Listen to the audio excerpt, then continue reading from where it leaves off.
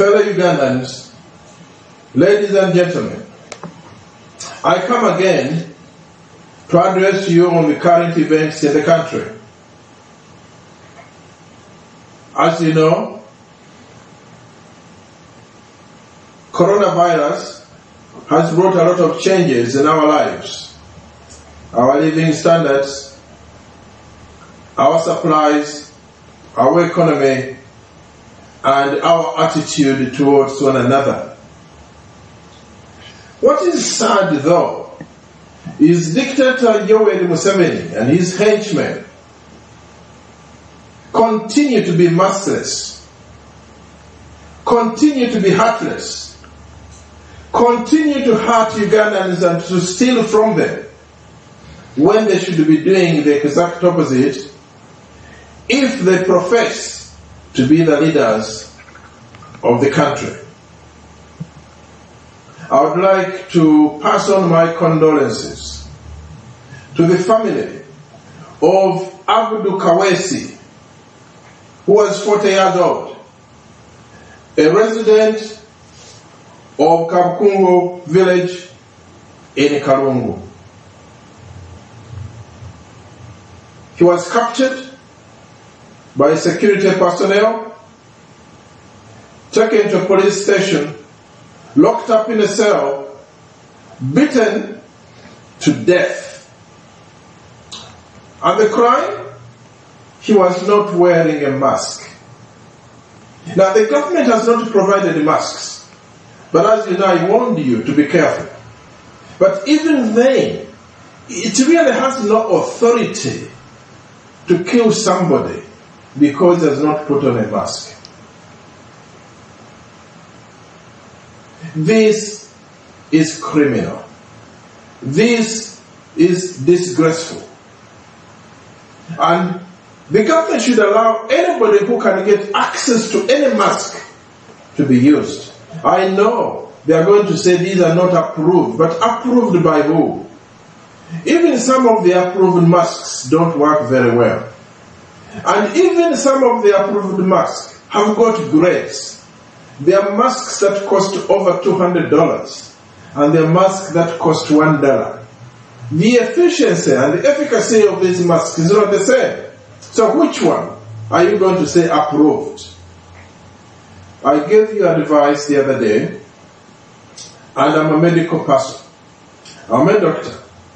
If you take a piece of cotton cloth and you fold it twice or 3 times, it's just as effective as a mask you're going to buy from the shops. The advantage is that this you can wash overnight, and it is cheap, and it is affordable. So there is no excuse for the government to kill people because they are not putting on masks. When Dictator Museveni declared that people should put on masks, he told Ugandans that NITIL had been appointed to make the masks and distribute them free to Ugandans. And when that has been achieved, that's when the lockdown would be completely removed. Ladies and gentlemen, maybe you don't know that NITIL is incapable at this time to produce masks.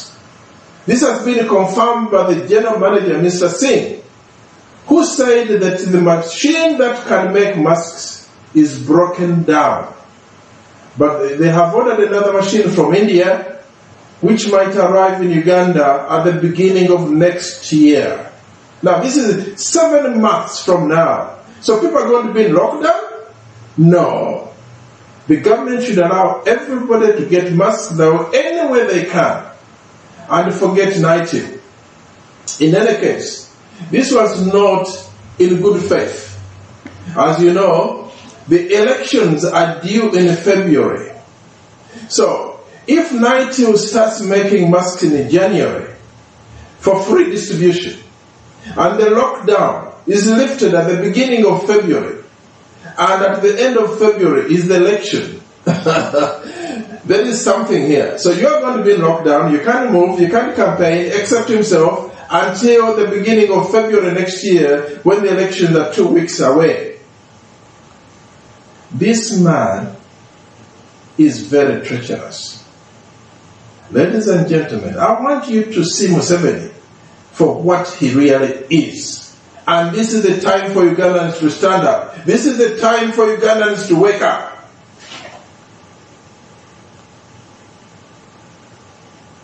The Ugandans should demand accountability for the money that the government has borrowed on account of coronavirus. Because of time, I'm not going to give you the specifics, but I can give them, whoever wants them. Uganda now has received, either in donation or borrowings, more than $1 billion to fight coronavirus. And there is nothing to show. With $1 billion, one can construct 4 factories fully functioning to produce masks, even if they produce nothing else. And NITIL says it will take them 7 months to bring a spare machine from India. What has the government done with this money? Ugandans, you must ask for accountability. He must account for this money. There's enough theft, enough bribery, enough corruption. Enough corruption. Enough is enough. To add insult to injury, the government is proposing to take 10,000 shillings from every working person in order to boost the fight against coronavirus. What a joke. Now, these people are now homeless, some of them. These people don't have jobs, most of them. The businesses have collapsed, most of them.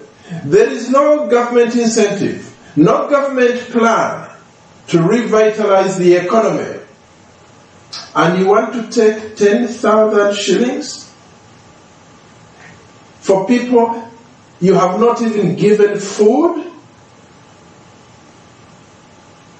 Ladies and gentlemen, Museveni has done enough to destroy the country. We must question where this money is going, why he's going to take it from the people when he has given them nothing.